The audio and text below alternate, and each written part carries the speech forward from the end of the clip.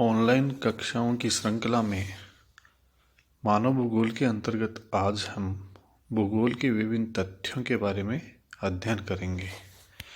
दिए हुए मानचित्र में आपको विश्व में जनसंख्या का घनत्व बताया गया है, जिसमें विभिन्न संकेतकों की सहायता से विश्व में जनसंख्या का घनत्व कहाँ कितना है, और इसमें जैसे जैसे कलर की सघनता या गहनता बढ़ती जाती है, उन क्षेत्रों में विश्व में जनघनत्व अधिक पाया जाता है। ये जनसंख्या मनुष्य को या मानव भूगोल के अंतर्गत विभिन्न तथ्यों को निर्धारित करती है। मानव भूगोल में सबसे पहले हम पढ़ेंगे मानव भूगोल की अर्थ क्या है और उसकी परिभाषा क्या है। मानव भूगोल को भूगोल की आधारभूत शाखा माना गया है। भूगोल क्षेत्र वर्ण्य विज्ञान है, जिसमें क्षेत्रीय संदर्भ में तथ्यों का अध्ययन किया जाता है। भूगोल एक समाकलनात्मक, अनुभविक एवं व्यवहारिक विषय है, जिसमें स्थान और समय के संदर्भ में घटनाओं का भौगोलिक अध्ययन किया जाता है। भूगोल में प्रकृति और मानव के अध्ययन पर जोर दिया जाता है। ये दोनों अविभाज्य तत्व हैं, जिनके आधार पर भूगोल की दो शाखाएं, जिसमें भौतिक भूगोल एवं मानव भूगोल विकसित हुई हैं। भौतिक भूगोल भौतिक पर्यावरण का, जबकि मानव भूगोल भौतिक पर्यावरण और उसके साथ सांस्कृतिक पर्यावरण के बीच मिलने वाले संबंधों, मानवीय परिघटनाओं के स्थानिक वितरण व सामाजिक आर्थिक भिन्नताओं का अध्ययन करता है। मानव भूगोल की परिभाषा के अंतर्गत हम देखते हैं कि मानव भूगोल का प्रादुर्भाव और विकास मुख्यतः 18वीं सदी में हुआ। इसको अनेक विद्वानों ने परिभाषित करने का प्रयास किया है। आधुनिक मानव भूगोल का जन्मदाता जर्मनी के विद्वान फ्रेडरिक रेडजेल को कहा जाता है। इसके अनुसार मानव भूगोल मानव समाजों और धरातल के बीच संबंधों का संश्लेषित अध्ययन है। इन्होंने अपने पुस्तक एंथ्रोपोजोग्राफी में मानव भूगोल की ये परिभाषा लिखी है। अमेरिका के प्रसिद्ध भूगोलविद और वह रेडजेल की शिष्या एलन सी सैंपल ने मानव भूगोल और चंचल मानव और तथा अस्थायी पृथ्वी के पारस्परिक परिवर्तन संबंधों का अध्ययन बताया है। यानी इन्होंने ये बताया है कि मानव भूगोल चंचल मानव से तात्पर्य कि गतिशील रहता है, विभिन्न कार्य करता है, और अस्थायी पृथ्वी यानी पृथ्वी के धरातल पर कोई भी चीज स्थायी नहीं है। इन दोनों के बीच जो पारस्परिक संबंधों का विकास है, वो ही मानव भूगोल में किया जाता है। ये परिभाषा डॉक्टर एसी सैंपल ने दी है। फ्रांस के प्रसिद्ध भूगोलवेत्ता ब्लांस के अनुसार मानव भूगोल पृथ्वी और मानव के पारस्परिक संबंधों को एक नया विचार देता है, जिसमें पृथ्वी को नियंत्रित करने वाले भौतिक नियम तथा पृथ्वी पर निवास करने वाले जीवों के मध्य संबंधों का अधिक संश्लिष्ट ज्ञान शामिल है। डिकेन और पिट्स के अनुसार भी मानव भूगोल में मानव और उसके कार्यों का समाविष्ट किया गया है। सारांशतः हम ये कह सकते हैं कि मानव भूगोल वह विज्ञान है जिसमें पृथ्वी के विभिन्न क्षेत्रों में मानव समूहों के प्राकृतिक व सांस्कृतिक वातावरण की शक्तियाँ, प्रभावों व प्रतिक्रियाओं के पारस्परिक संबंधों, स्थानिक संगठन का अध्ययन मानवीय प्रगति के उद्देश्य से प्रादेशिक आधार पर किया जाता है। फिर आता है मानव भूगोल की प्रकृति कैसी है, नेचर कैसी है मानव भूगोल की। तो मानव भूगोल की प्रकृति में मानवीय क्रियाकलाप केंद्रीय बिंदु होते हैं, और मानवीय क्रियाकलापों का विकास कब, कहाँ, कैसे हुआ आदि प्रश्नों को भौगोलिक दृष्टि से दर्शाना ही मानव भूगोल की प्रकृति को प्रकट करता है। मानव भूगोल विभिन्न प्रदेशों के पारिस्थितिकी समायोजन वह क्षेत्र संगठन के मध्य पर केंद्रित रहता है।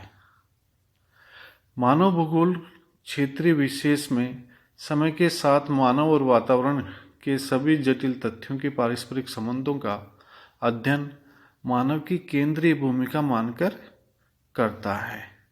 मानव भूगोल का विषय क्षेत्र क्या है, इसमें कौन कौन सी चीज़ें सम्मिलित होती हैं, इस बारे में जब हम देखते हैं तो मानव भूगोल में किसी प्रदेश की जनसंख्या, वहाँ के प्राकृतिक संसाधन, सांस्कृतिक परिदृश्य और जीवन की मान्यताओं का पारस्परिक संबंधों का अध्ययन मानव की उन्नति के उद्देश्य से किया जाता है। यानी कि हम इसमें जनसंख्या ही नहीं लेते बल्कि प्राकृतिक संसाधन भी लेते हैं, सांस्कृतिक परिदृश्य भी लेते हैं और जीवन की मान्यताओं, इन सब का पारस्परिक एक दूसरे से संबंध अध्ययन किसकी, मनुष्य की उन्नति के उद्देश्य से किया जाता है। मानव भूगोल का विषय क्षेत्र व्यापक है। इसमें जनसंख्या, प्राकृतिक संसाधन, वातावरण, प्रादेशिक संगठन, कालिक अनुक्रम और प्रदेशों में आपसी संबंधों का अध्ययन शामिल किया जाता है। मानव भूगोल का विकास, मानव भूगोल का विकास कैसे हुआ, ये हम इस प्रकार स्पष्ट कर सकते हैं। मानव भूगोल का विकास एक लंबी प्रक्रिया का प्रतिफल है। अध्ययन की दृष्टि से मानव भूगोल के विकास को 3 युगों, प्राचीन, मध्य और आधुनिक काल में विभाजित किया जा सकता है। प्राचीन काल में प्राकृतिक वातावरण की प्रधानता के कारण तकनीकी विकास का स्तर निम्न था। इस प्रकार के प्राकृतिक शक्तियों की प्रधानता थी। प्राचीन काल में थेल्स, एनेक्जिमेंडर, अरस्तु, हेरोडोटस तथा हिकिटियस ने भौगोलिक ज्ञान को बहुत बढ़ाया। हिकिटियस के अनुसार भूगोल की व्यवस्थित रूप से प्रदान करने के कारण ही इन्हें भूगोल के जनक कहा जाता है। आधुनिक काल की शुरुआत का श्रेय जर्मन भूगोलवेताओं को जाता है। इसके पश्चात फ्रांस, ग्रेट ब्रिटेन, अमेरिका में मानव भूगोल का विकास हुआ। फ्रेडरिक ड्रेजल को आधुनिक मानव भूगोल का संस्थापक माना जाता है। आधुनिक काल में ही नियतिवादी, संभववादी, नवनियतिवादी अवधारणाओं का उदय हुआ, यानी डिटर्मिनिज्म, पॉसिबिलिज्म और नियो डिटर्मिनिज्म। इन 3 अवधारणाओं का उदय हुआ। नवनियतिवादी का प्रतिपादन ग्रिफिथ टेलर ने किया। इस प्रकार तीनों विचारधाराएं आई। 1930 के दशक में मानव भूगोल का विभाजन सांस्कृतिक भूगोल और आर्थिक भूगोल के रूप में हुआ। इसके बाद में मानव भूगोल की अनेक उपशाखाओं का उद्भव भी हुआ। मात्रात्मक क्रांति के पश्चात मानव कल्याणपरक विचारधाराओं का उदय हुआ, जिसमें सामाजिक कल्याण के विविध पक्ष शामिल किए गए। क्रांतिकारी विचारधारा ने मार्क्स के सिद्धांत का अनुसरण किया, जबकि आचरण परक विचारधारा पर्यावरण की अपेक्षा मानसिक मानचित्र पर आधारित थी। मानव भूगोल निरंतर विकास के साथ गतिशील है, जिसका अध्ययन व व्यापकता समय के साथ बढ़ती जा रही है, जिसमें संपूर्ण विश्व में भूगोल की एक महत्वपूर्ण शाखा बन गई है। अब आता है कि ये सब चीज़ें कैसे हुई, तो इसके पीछे यह है कि मानव भूगोल के प्रमुख भूगोलविद इस विचारधारा को आगे की तरफ बढ़ाया। इनको हम क्रम से इस प्रकार रखते हैं। सबसे पहले आता है फ्रेडरिक ड्रेजल। मानव भूगोल के लिए फ्रेडरिक ड्रेजल को मानव भूगोल का पिता या जनक कहा जाता है। जर्मनी निवासी ड्रेजल को सही अर्थों में नियतिवादी का प्रतिपादक माना गया। इनके द्वारा लिखित विश्वविख्यात ग्रंथ एंथ्रोपोजोग्राफी है। एलन सी सैम्पल, इसी सैम्पल एक विश्वविख्यात अमेरिकी भूगोलविद थी, जिन्होंने पर्यावरणीय नीतिवाद का समर्थन अपने पुस्तक में किया। इन्होंने अपने गुरु ड्रेजल के विचारों को अंग्रेजी भाषा में जानने वाले जगत के लिए प्रस्तुत किया।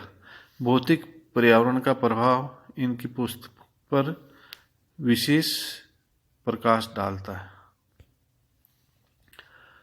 फिर आता है ब्लांस। इन्हें सही अर्थों में संभववादी संस्थापक माना जाता है। इन्होंने अपनी पुस्तक मानव भूगोल में के सिद्धांत में भौगोलिक एकता और वातावरण पर मानव क्रियाओं का विश्लेषण किया है। फिर आता है टेलर, ग्रिफिथ टेलर। नवनिश्चयवाद के प्रणेता माने जाते हैं। नवनिश्चयवाद को रुको और जाओ, go and stop and go determinism के नाम से भी जाना जाता है। ग्रिफिथ टेलर ने बताया कि वास्तव में न प्रकृति का मनुष्य पर पूर्ण नियंत्रण है और न ही मनुष्य का प्रकृति पर नियंत्रण है, बल्कि विकास के लिए ये दोनों ही विचारधाराओं को छोड़कर एक समझौतावादी या बीच का रास्ता निकालना चाहिए। फिर आता है जीन ब्रांस के शिष्य थे और फ्रांसीसी भूगोलवेता थे। इनका जन्म 1869 और निधन 1930 में हुआ था। इनकी महत्वपूर्ण पुस्तक मानव भूगोल है। ये संभववादी विचारधारा के प्रणेता रहे हैं। इस प्रकार हमारा आज का अध्याय यहीं समाप्त हुआ।